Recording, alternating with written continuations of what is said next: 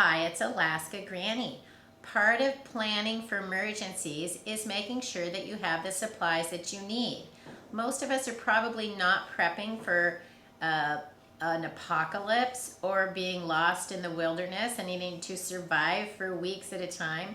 We're trying to get through the day-to-day activities, the simple family outings, the hiking, camping trips to town, those kind of situations where an emergency can come up that maybe you need to make a shelter, you need to start a fire, you need something to eat or a way to hook something down.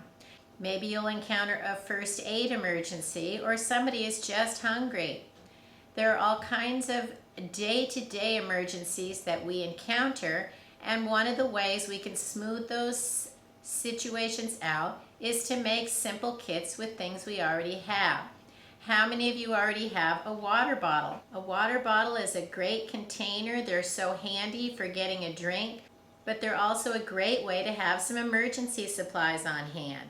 Grab an empty water bottle with a wide mouth out of your cupboard and fill it up with some emergency supplies. It's easy to hook on a backpack, stick in the car, throw in with your camping gear, or even send it out with your kids on a hike. What kind of things should you put in your water bottle? Well, the same kind of gear that you would put in your bug out or your emergency bag, just on a smaller scale. Now that you have your water container, you need to have something to hold all your supplies while you're filling it with water. The first thing to include then is a gallon Ziploc bag. If you want to fill your water bottle with water, you can take out all of the supplies and put them in the gallon Ziploc bag. What if the only water you could find is wild water? Put a simple AquaTab, which is a water purification tablet, so that no matter where you get your water, you're probably able to make it safe. Think about an emergency food option. Could you fit a granola bar?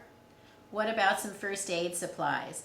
And when you're thinking about first aid supplies, remember there's a lot of crossover into other areas of preparedness. Band-aids, cotton balls, Vaseline or lip gloss, chapstick, eye drops, Neosporin. Some of those items can also be used for fire starting.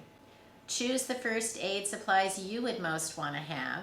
Think about tools. There are all kinds of little multi-tools, pocket knives, mini can openers, whistles.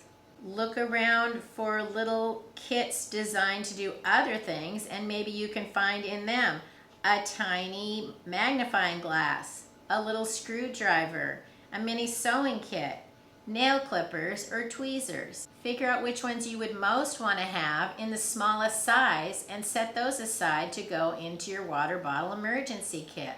You're going to need some lights, a glow stick, a flashlight, a smaller flashlight, even a flashlight with a carabiner. Then you could clip it to the top of your water bottle. Look for some cordage that's likely to fit in your water bottle emergency kit. A huge bundle of paracord is probably not the option. Could you take a smaller bundle, a sturdy shoelace? Dental floss is a great cord for tying up and fixing a lot of small things, and it's really can be handy and sturdy. How are you going to start a fire? Do you have your cotton balls, some Vaseline or petroleum jelly? Could you rub your cotton ball with a chapstick or some hand sanitizer? Then you need some way to light that fire starter. Strike anywhere matches, a lighter, any kind of fire starter that you know how to use, that you know is small and can fit into your water bottle emergency kit would be a good option. Do you still have room for a poncho, an emergency blanket, a black plastic garbage bag, maybe one that even has a drawstring top so you have some extra cordage along in your emergency kit? There are a lot of options, and what you need to do is decide which are the items that mean the most to you. You need food, water, first aid, maybe some hygiene, some tools, a way to make a shelter, stay warm, provide some light. Think about what your priorities are. Then grab a container that's around the size of your water bottle and put some things in it. Decide, how much can I put in here and how many of these do I really need? Don't start stuffing them into your water bottle because they're easier to decide and pull back out of a wide top container.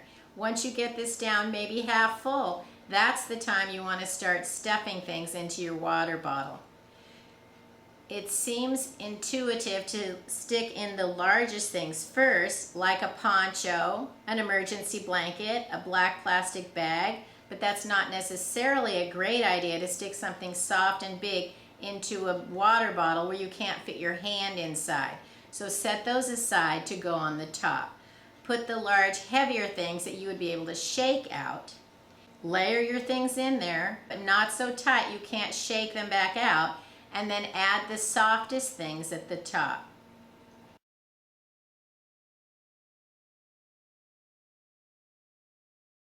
If you chose a carabiner or an item with a carabiner, clip it on to the loop on the top of your water bottle, and there you go. You have an emergency kit in a water bottle that's ready for you to take and have on hand to use in any kind of a situation. Make a water bottle emergency kit for everyone in your family. Most of us have plenty of these bottles around, or we can pick them up at a thrift store for $1 or $2. They're handy, sturdy, convenient. Fill it up with items that can help you make the best of any situation. Learn more at alaskagranny.com. Please subscribe to the Alaska Granny channel.